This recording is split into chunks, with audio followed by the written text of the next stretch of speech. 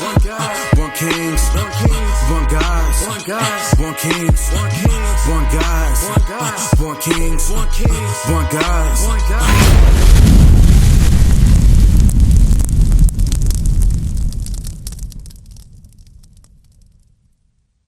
Hey, what's your nationality? You're Mexican, right? Now let me ask you something. Was y'all raised in a Christian church? Was y'all Catholics? Catholics, right? So let me ask you something. Did Catholics ever open up the Bible and teach you who you were in the Bible? When you think about the Bible, do you think about Mexicans? Not really, right? Why is that? Now, I'm going to blow your mind. Do you know that Mexicans are in the Bible? But the Bible doesn't call you Mexicans. Mexicans is what the so-called white man called you. When he came over here, he changed your names. Now I'm going to show you something. You will be from the tribe of Issachar when you look at this sign. Issachar is what God called you. Now watch this. Give me Genesis 49 and verse 14. Watch this. Actually, verse 1. Start at verse 1. Genesis chapter 49 and verse 1. And Jacob called unto his sons. So Jacob is talking about, Jacob changed his name to Israel. And he's calling to his sons. These are his sons right here, right? And this is in the book of Genesis. So where's Genesis at in the Bible? The very beginning. He said, now watch what he says. Read. And Jacob called unto his sons and said, gather yourselves together, that I may tell you which may befall you in the last days. So would y'all say that we in the last days? This is written in Genesis. All the things going on in the world, do you think we in the last days? We in the last days. So he said, gather your sons together so I may tell them what shall befall them in the last days. He has to say this. Why? Because you weren't going to come up knowing that you were from the tribe of Issachar. You was going to be calling yourself Mexican. So he's leaving clues as to what tribe you know that you come from. Now jump down to verse 14. Watch this. Verse 14. Issachar is a strong ass. It says Issachar is a strong ass. What they call an ass in Mexico? A donkey. A burro. A burro. Do a lot of people work with the burro in Mexico? It's common, right? So it says Issachar is a strong burro, donkey, ass. Read. Why does it say it's a strong ass? Hard workers. You see how you got that? So-called Mexicans are what? Hard workers. Watch this. Read. Issachar is a strong ass, crouching down between two birds. Because a lot of the times here in America, what goes on? You work your job, get paid under the table. Don't you go to the little stores around here to send your money grams back home? You got to support yourself here, and then you send the money back home to where? To your family in Mexico. So you're couching between two burdens. Now read that part again. Issachar is a strong ass, crouching down between two birds. And not just that, think about it. Mexico, when it was colonized and it was conquered by the so-called, what was it, Spaniards, when it was conquered by the conquistadors, you have to pay tribute to that company. To that country. And not only you pay tribute there, you have to pay tribute to America. Why? Because the wars that went on. How they gonna tax you for going to war with them? How they gonna tax you for that, for them taking your land? All this land was given to you. When you look at Mexico, all of that was Mexico at one point in time. They came and conquered you, and now they make you pay taxes. Right? So let's keep going. Why? And he told the breast was good. Because whenever you get on these jobs, your roofing jobs, your construction jobs, these hard-working jobs, when you work outside of construction and around 12 o'clock, what y'all do?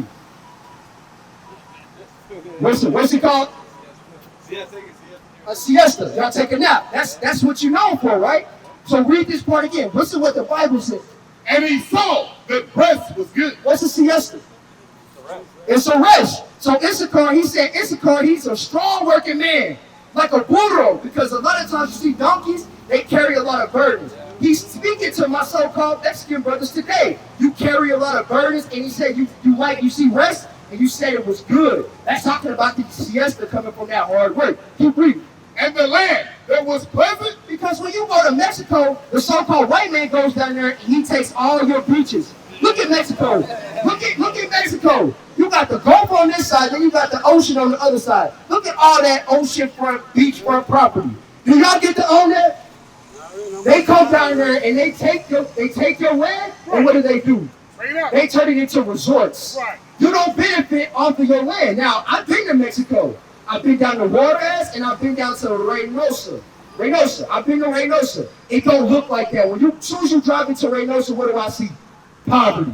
I see people riding around in trucks with weapons on the back. You know what I'm saying? Police is themselves corrupt. And then you got to deal with the cartel. All this stuff going on in our country. But here it is. The Lord said the land was pleasant. It's not pleasant to our people today, though. Right? Keep reading. And he saw that rest was good, and the land that it was pleasant, and bowed his shoulder to that, and became a servant unto tribute. You became a servant unto tribute. Think about it. Here it is. Like I said, this is all your land right here. My Mexican brothers and sisters. All this was yours. Meaning the resources and everything that came with it all belong to you. It says you bowed your shoulder to bear and you became a servant to tribute. Meaning you're now paying taxes to a man that stole your land. You now got to go and work for this man. You got to do tribute just to get by, and you going to another man for that. Why is that? Now here it is. I asked y'all. I said, y'all familiar with the Bible? I said, a little bit. Y'all never seen Mexican in the Bible, right? So here it is. What tribe are y'all from according to the Bible? Issachar. So let me tell you what happened to Issachar. Deuteronomy 28 and verse 15. Now you got to understand why it is that we do the things. Why it is that you became a servant to tribute. Why it is that you're finding out that you're Issachar and you didn't even know it. What's better, being a Mexican, being named by this man right here, or knowing that God called you Issachar? And that your name has meaning, that you belong to a nation. Not just Issachar, because y'all probably don't even know that Guatemalans are Zebulon and that y'all brothers. But y'all look at them like they different because it's a different in the dialect, right? You don't know that I'm your brother because I'm an African, so-called African American. Right. But we come from the same tribe. We come from the same atrocities. The same curse that's upon you is upon me. Read Deuteronomy 28, verse 15. Deuteronomy chapter 28, verse 15. But it shall come to pass, if thou wilt not hearken unto the voice of the Lord thy God, to observe, to do all his commandments and his statutes, which I command thee this day. So the Bible just said, Moses is speaking. He's speaking to the 12 tribes of Israel. So take Mexican out your mind.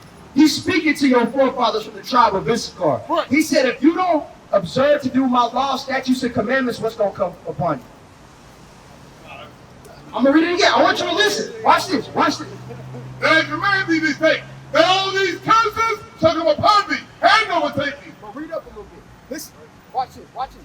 If thou wilt not hearken unto the voice of the Lord thy God, to observe, to do all his commandments. All his what? All his commandments. And what? And his statutes, which I command thee this day. So, he said, if you don't keep my laws, statutes, and commandments, what's going to happen? The curses. So, do y'all know any commandments being around the Catholic Church? What's a commandment that God gave us? What's a commandment? Huh? Thou shalt not kill. Okay, in our communities, do we kill each other? So we broke that commandment, right? So it's only right that according to the Bible that what has to come upon us.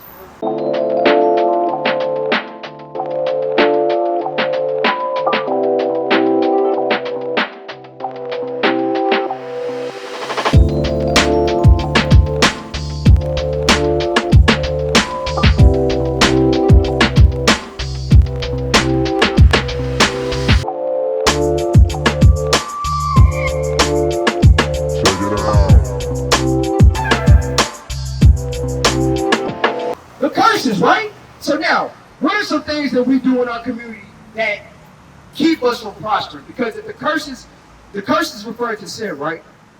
Sin, right? We sin, right? We weren't taught any better. So curses are upon us, right? So watch this. Give me verse 16. Curse shall not be in the city, and curse shall not be in the field. Because we broke those laws, statutes, and commandments, wherever you go, for us, we call it ghetto. Y'all call it the barrio. The Native Americans call it the reservation. You see what I'm saying? So what must we do? Now that we know that curses cause us to go into, now that we know that sin causes us to go into the curses, what should we be doing? What should we be learning?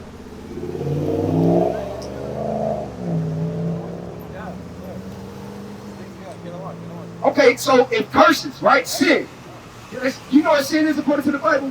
So I'm going to show y'all, because this is the reason why we go into captivity. So what's sin? You're not sure? That's a good answer. So I'm going to show you what sin is according to the Bible. And I'm going to show you the effects that it has on us. Because what you do, the white man isn't judged the same way according to you. Because you are a son of Jacob, you are judged that much the more. That's why we're on the bottom, and they be in all manner of wickedness, but they be at the top of every society. Watch this. The book of 1 John, chapter 3, verse 4. Whosoever committed sin. So whosoever committeth sin, meaning the action, read, transgresseth also the law. For sin is the transgression of the law. So what is sin? It's breaking the law. And you said some of the laws were thou shalt not kill. Now, when we were being raised, when we talk about that law at all, like we know it, but do we know the depths of it? Do you know if you hate your brother, that's murder? God looks at that as murder? That's murder. So let's get some law. So now, give me Romans 6 and verse 23. Because you went into this covenant, because your forefather Jacob went into a covenant and said, remember what the covenant was, right? If you do sin, what's going to come upon you? The curses, right? So now, we understand that sin is what? The transgression of what? The laws. So if we do the laws, blessings will come upon us. But listen to what the Bible says about sin and how it affects us. Watch this. Romans chapter 6, verse 23. For the wages of sin is death. So there's payment for the sins that you do. If you want to sleep from woman to woman, guess what? The curse has got to come upon you, right? Now hold that, get Deuteronomy 28, verse 61. Because this is why this happens. You think it's all that we just read. No, bro. God meant this when he said it. If you break my laws, I got all these curses from 15 through 68 to pick to put on you for that specific sin. Watch this. Deuteronomy 28, verse 61. Deuteronomy chapter 28, verse 61. Also, every sickness and every plague, which is not written in the book of this law, them will the Lord bring upon thee, until thou be destroyed. Now, you never read HIV. You never read syphilis. You never read those things in the Bible. Diabetes, because we want to break the dietary law. All these things are not in the Bible. So he said, I'm going to bring these things upon you till you destroy you. Right? You married? Y'all married? You married? Got a girlfriend though, right? Man, you got a girlfriend, bro, don't you? Hey, man. Keep it real. Y'all ain't. This brother ain't said nothing. He got a girl, don't he? Look, give me Hebrews 13 and 4. I'm going to show you. This is the law. This is what the Lord commanded of us, bro. And when we go outside of this, we become single parents. We get STDs. We get judged, probably even murdered. Because you don't know what that sister, if you're sleeping around, you don't know what that sister into. Or who she got that she's messing with. You know what I'm saying? Watch this. The book of Hebrews, chapter 13, verse 4. Marriage is honorable and all. Because as we start coming back and knowing that we Issachar, you got a girl, right? How long you been with her? About a year? You got to start thinking about marriage, bro. Because think about it. If you end up not being with her, all you did was make a whore out of that sister. You see what I'm saying? You got to start thinking about your future and how building the nation. As we coming back to knowing that we're Issachar, we got to build back the nation. And it starts with marriage. So watch this. Read that again. Marriage is honorable in all. God says it's an honorable thing when you take a woman and make her your wife. Build a family. Have a lot of children. Be fruitful. Multiply. These are honorable things, but we're not taught this in our community because we've been indoctrinated in Catholicism by this man right here. He doesn't want to see you prosper. It prospers him when you sin. So marriage is honorable and all. And the bed undefiled. And what y'all do, it's undefiled because you have those marriage papers. Watch me. But whoremongers and adulterers, God will judge. So if you go outside of marriage, you don't do it the right way, God said, I'm going to judge you. Now, how would he judge you? We just read it. You said what? What? The curses. He'll bring the curses upon you. So, bro, now that you know that, you got to start thinking about marriage. Another thing we got to start thinking about. What day is the Sabbath day? They said it's Sunday? What you think? Catholicism told us Sunday, right? Huh? What's Saturday in Spanish? Sábado. Because Saturday is the Sabbath. Now we got to read it out of the Bible. Because as y'all are learning this, y'all are no longer ignorant. You understand that? As you start understanding this Bible, you start understanding that you're from Issachar. You start understanding the covenant that we made with our Father, the black Messiah. Christ is a black man. He's not white. And when you start understanding that covenant and understanding that sin brings the curses upon you, you're no longer ignorant. The Lord will start bringing them things upon you. Watch this. Read. The book of Exodus, chapter 20, verse 8. Remember the Sabbath day to keep it holy. It says, remember the Sabbath day to keep it holy. Read. 6 days shalt thou labor and do all thy work. So 6 days shalt thou labor and do all thy work. Read. But the 7th day is the Sabbath of the Lord thy God. So what's the first day of the week? Sunday. So the seventh day of the week is what? Sabbath, Saturday. And how do you keep the Sabbath? No work? Okay, that's good. No work is one. What else though? You've only heard about no work? Okay, let me show you something else. Give me Exodus 34, what is it, 34:16? You got it? Or Exodus 16:23, whichever one. Exodus chapter 35, verse 3. Ye shall kindle no fire throughout your habitations. When it says you shall kindle no fire throughout your habitations, what you think that's talking about? It's talking about cooking. You know what I'm saying? A lot of times people are like, well, I can't take a hot shower, or I can't wash my hands with hot water. It's not talking about that. When it says kindle no fire throughout your habitations, you don't cook. So give me Exodus 16 and verse 23 now. This is what we're commanded to do on Friday. On Friday, before the sun goes down, because I'm going to ask y'all about that too, but before the sun goes down, this is what you're commanded to do. Exodus chapter 16, verse 23. And he said unto them, this is that which the Lord has said. Tomorrow is the rest of the holy Sabbath. Because Saturday, what's the day before? Friday. On Friday, this is what you should be doing. Read. Unto the Lord. Bake that which you will bake today, and seed that which you will seed, and that which remaineth over, lay up for you to be kept unto the morning. So you cook your food before the sun goes down. Now, y'all probably wondering why before the sun goes down? When does the day start? When the sun comes up. That's what you think, right? Now, you realize that's what that man taught us, right? He flipped all of our times upside down, bro. Watch this. Give me that in Genesis chapter 1. The day don't start when the sun come up, bro. I want to show you something about the Bible. I'm going to show you what God said about the day. Give me Genesis chapter 1. In the evening, in the morning. Genesis chapter 1, verse 31. And God saw, and God saw everything he made. And behold, it was very good. And the evening and the morning was the sixth day. So what came first, the evening or the morning?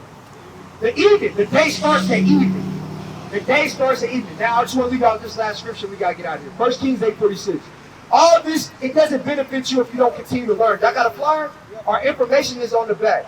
Y'all got to learn. Y'all got to come in, learn, and repent, bro. Because you're not Mexicans according to the Bible. You are from the tribe of Issachar. What is a nation? Nation is family. Nation is community. Nation is men leading by example. Nation is women's support. Nation is children with role models. Nation is unity. Nation is